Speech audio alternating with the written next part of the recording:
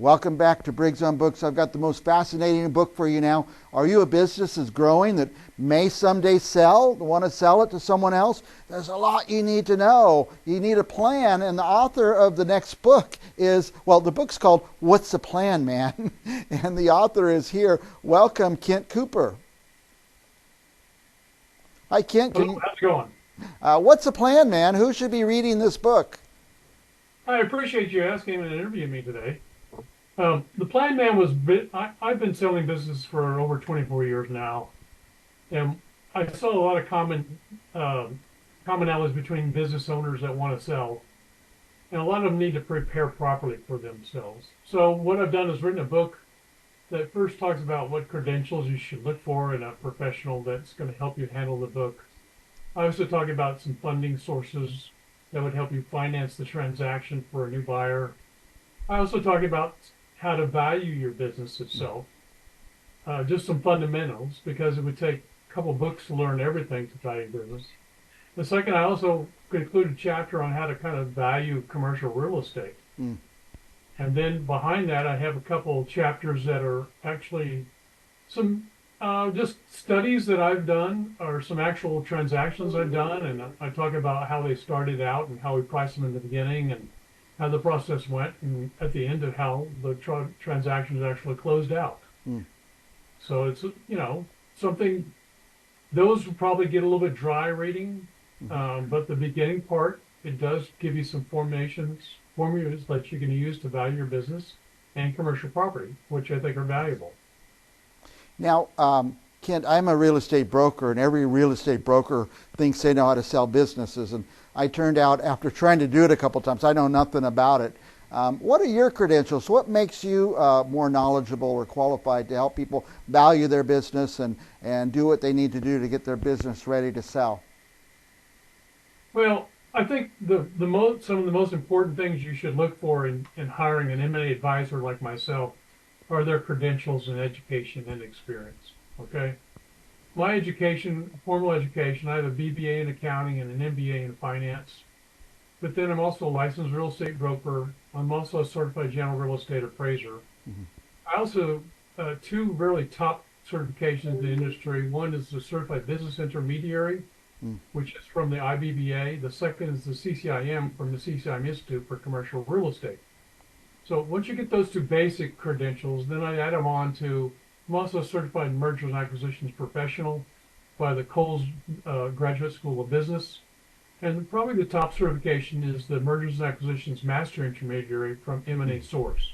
Right. So I've been around the block several years. I've sold hundreds of businesses in commercial real estate. And, when you start out selling these businesses, you usually start out selling the smaller ones so that you kind of get a handle for it. And so as you get on older in life and more experience, more credentials, you start taking on the larger business. Yeah. So that's kind of what I do. I take on what they call the lower middle market, businesses that have EBITDA or earnings between 1 million and 25 million. When you start getting above 25 million in EBITDA, then you start running into middle market and upper middle market, which are probably $50 to $200 a million transactions. Yeah.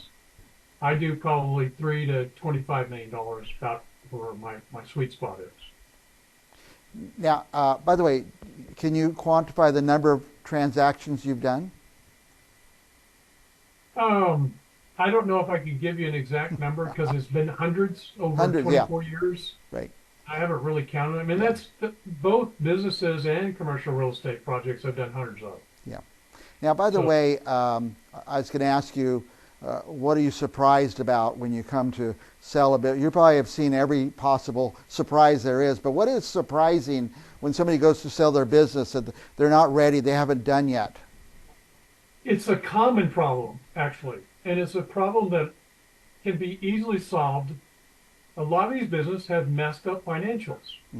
If they had the better CPA firm or accounting or bookkeeping service that really understood and how to do it instead of trying to do it in-house without outside counsel, that's the biggest problem. One of the biggest problems I see when I approach these businesses is their balance sheets are messed up. Mm-hmm. There's either too much debt or it's written in a way that's not going to be positive for a buyer. Right. All also the profit and loss statements. I see it many times the business owners are expenses to their profit and loss statement. They're personal businesses, like boats and trips to Europe. And, that guy's writing his boat slip off. That will make the business look like it's worth less. It would. Yeah. But then then the guy comes to me and says, well, yeah, but these are the business expenses that I put through the business. I said, okay, I can do that as an add back to calculate the value. But now, if it's a small business, they're probably going to want to get SBA financing. Right. But they're also going to catch it on the quality of earnings statement, where there's all these add backs. So then the guy's going to come back, or the buyer's going to come back and say, well, these add backs, you didn't show me the true value of the business. I really want you to refile your income tax to show the proper amount of the money that you came into, because I can't finance it otherwise. Yeah. Yeah, and so the financing, anybody who's buying a business really needs good financials. They really want to see that. They really need to know what they're getting into. It's crucial. It's the only report card we really have of a business. Right. I mean, you can walk through the business and like everything you see, you meet everybody and like everybody you see, but there's nothing else to really prove what a business is doing except for that profit and loss statement and balance sheet. See what it costs. Now, also you talk about some preparation to sell and setting up financing. You know who finances businesses? Most of us don't. Is it always SBA? Absolutely. You have several different outlets for financing.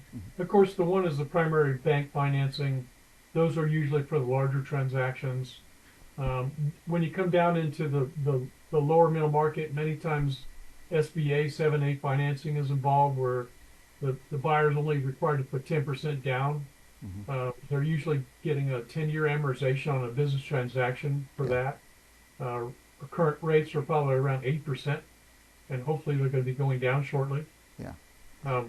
If you're doing an SBA real estate transaction, same thing. You're going to get longer terms for payout, probably 20 years for payout for an SBA real estate loan.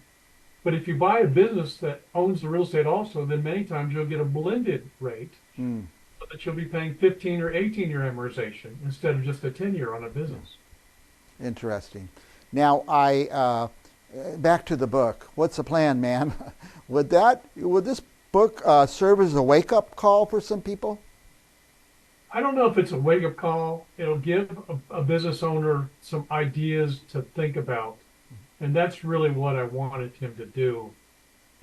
If you're just saying, well, I want to sell my business, and you pick up the phone or you Google in business broker, and then all of a sudden you get a bunch of business brokers, well, you don't know who to talk to, or what to ask them, or how to approach them. But this book does is it basically gives you the ideas of how you can approach someone with my background. If you're a larger business, you want an M&A advisor. If you want a business, say $1 million or less, then you're looking for a business broker, Main Street business broker. And many of them are very good at selling businesses because they're trained to sell small businesses. Right. If it's just, and in many states, by the way, I'm glad you brought that up. The only license you need to sell a business is a real estate license. Right. Up to 25 million in EBITDA. So that's the license for that small business. Yeah. I think it should be mandatory that not either if you're a real estate broker, you should have a commercial real estate broker's license, or you should have a business broker's license. But they're not mandating that yet. Right. Hopefully, one day they will. Yeah, fascinating. Now, just a short period. I bet, especially if I read the book, it tells me that somebody who wants to sell their business needs someone like you who's done it hundreds of times and has a lot of experience at that. Do you just do this in Florida? Yes, just Florida. Yeah. My license is just for the state of Florida. I work with buyers from all over the United States and nationally, but the sellers I work with are just from the state of Florida right now. In Florida, yeah. And by the way, we have your web address on the screen, Capstone Brevard. Brevard, that's the county in Florida, Brevard County. It's where Cocoa Beach is in the Brevard County. Yes, we're right next to the Kennedy Space Center. Okay, so somebody can find you at your website. I put your phone number on the screen. I hope that's okay. So if somebody's from Florida and they want to talk to you about buying or selling a business, your phone number's up there. Absolutely. Yeah. Yes. But anybody who has a business, a lot of times people don't know they're going to sell their business. They're at it 10 years, 15, 20 years. Their kid doesn't want to take it over. And now they're put in a position, what do you do with the business to retire? So it sounds like anybody with the business ought to be reading this book so they could be ready. That's right. Actually, there's 10,000 baby boomers retiring daily. Wow. And you got to figure that over half the baby boomers are past 65 now. And many of them are owning businesses, okay, that they're either going to have to sell or pass down to their sons or daughters. Yeah. And if they're not available, then they're going to have to be faced with selling. Right. You're absolutely right. It's a huge market for what I'm doing right now. Right. So business owners, by the way, if you know a business owner, your brother-in-law's a business owner, your dad's a business owner, give them this book and let them start getting their head around what it would take to sell a business. Kent, I could talk to you all day because this is fascinating, but we're out of time. Any last thoughts you want to share with our viewers? No, it's an exciting time to be in the market. I do believe the Feds are going to be dropping rates in the fall, which in Florida, the biggest problem we've had as far as headwinds are interest rates and insurance rates. And those two big things are holding and slowing the market down.